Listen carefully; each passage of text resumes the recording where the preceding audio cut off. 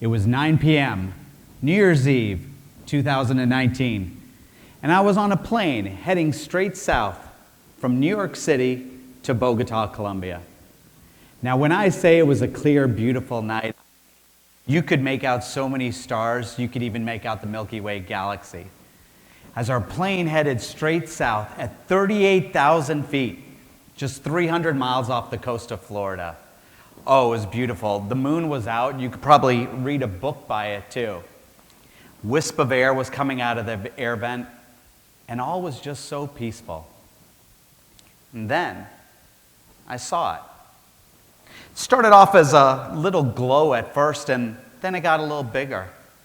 A few tense minutes go by, and I look up, and I hear a pop. I look up, and the windshield in front of me is shattered like a spider web of cracks. What would you do? How would you react? Now, I can tell you, with 20 years flying airplanes, over 8,000 hours flying airplanes all over the world, my first reaction was, well, I haven't seen something like this before. As you can imagine, our 757 jet flying 400 miles an hour had no land in sight, so heart rate started picking up just a little bit that night. But we do what in the pilot world is most essential when things don't go as planned. Okay, first of all, let's fly the airplane. Okay, the plane is still flying, the autopilot's working, and we haven't depressurized. Well, yet. Okay, next, let's face towards shore, at least. Start running our emergency checklist. Now, we come up with a new plan, since we're not going to Bogota. Our new plan is going to take us to Orlando tonight. So we get facing that direction and continue with the checklist. The third step, let everyone else know. Let air traffic control know, let the planes know, let our flight attendants and our passengers and the company know as well. After that, it's simple. Get the plane on the ground, right? Well, obviously, we did that night.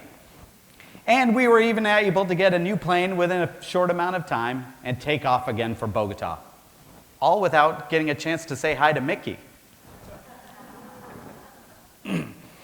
So when things don't go as planned in a plane, pilots are ingrained with a process. Actually, we're embedded with this process from our very first flight, too, so it becomes instinctual. This framework is shared with us from our very first flight on our single-engine airplanes, and so it applies then all the way up to the multi-million-dollar, multi-engine airplanes we fly later with hundreds of souls on board. This framework is simple. 1, aviate. 2, navigate. And 3, communicate. And they must be done in that order. With this simple framework, many accidents have been prevented in the skies overhead, and many lives have been saved. Now, today, we are no strangers to crisis. We have crisis on the border, drugs, global warming, mental health, race relations, COVID, arguably even a social media and an attention deficit crisis too. We are, however, strangers to a solid framework for dealing with these crises. I know with what I have learned up in the cockpit can also be applied to us here on the ground. One of the most famous aviate, navigate, communicate stories is the story of Captain Sullenberger. Sully, you remember him. He landed his plane on the Hudson River and glided into the history books as the hero on the Hudson. The miracle on the Hudson, excuse me. For anyone who doesn't know, about 2 minutes after takeoff, his Airbus 320 with 150 passengers and 5 crew members hit a large flock of geese. He immediately aviated his aircraft. He took control of the airplane and evaluated he didn't have any more thrust from the engines because the birds had taken it out, but he still had the flying airspeed and he could still control the plane's steering. Next, he started to turn towards the nearest airport, the airport he just took off on. 2, navigate. Now, I'll let you in on a little secret here. All pilots keep aware of where the nearest piece of concrete is that we can land a plane on. So once he starts his turn back towards land, he realizes he won't be able to make it. So he starts looking for other options. Nope, nope, nope.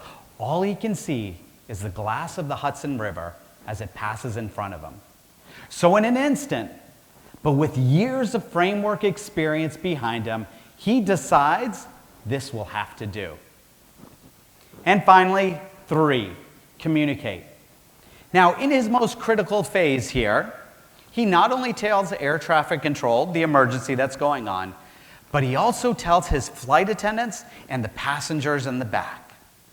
By doing this, he gives his flight attendants that extra crucial 1 minute and enough time so they can start their life-saving procedures too. Well, we all know the rest of the story as the plane glides onto the Hudson River and stays intact due to the actions of Captain Sullenberger and the crew of U.S. Air call sign Cactus 1549 that day. See, with this simple framework, all the passengers were able to evacuate within just 90 seconds and onto boats soon after. See, this framework doesn't only apply in the plane, it also applies in crisis in our personal lives too. I remember Christmas Eve 2013, and I was sitting in the office alone working on paperwork from the bosses. Don't get me wrong, I liked my job at the time. I just saw that I was away from my family, away from my friends, and there were many more Christmases like this going to happen in the future. Think back to this last year and a half that we've all endured together. Did you ever feel lost while the world crumbled around you?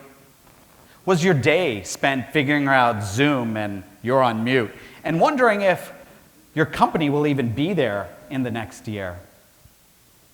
What if you used a framework? What if you took control of your life?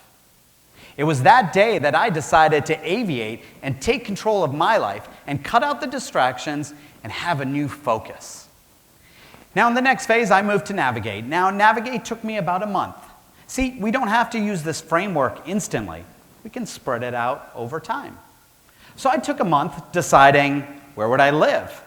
Where would I work? What would my finances look like? After I made all of those decisions, I decided it was time. 3, communicate. I went to my bosses that day, soon after, when I made that decision, and I told them it was my time to move on. So we started the process.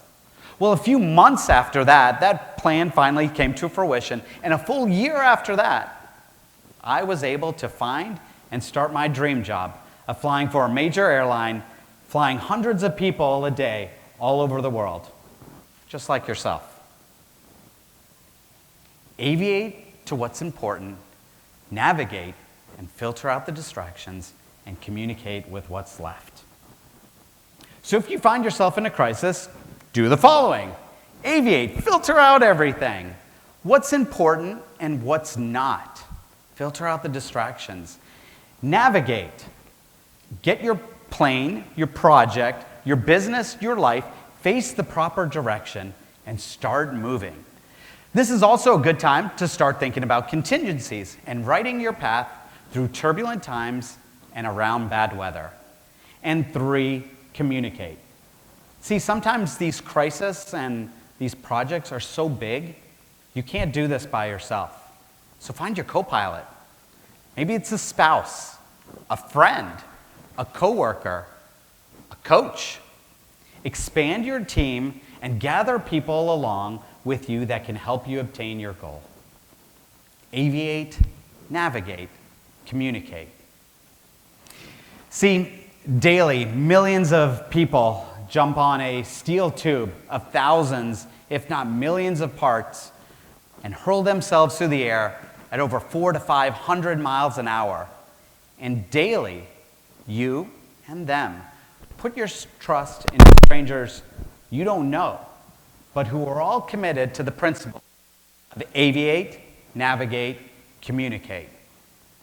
These principles serve us not only in the plane, but also in our daily lives. I believe that if we all used a framework like aviate, navigate, communicate, the world would be a healthier place. The world would be a safer place. The world would be a place where every landing was a smooth one. Thank you.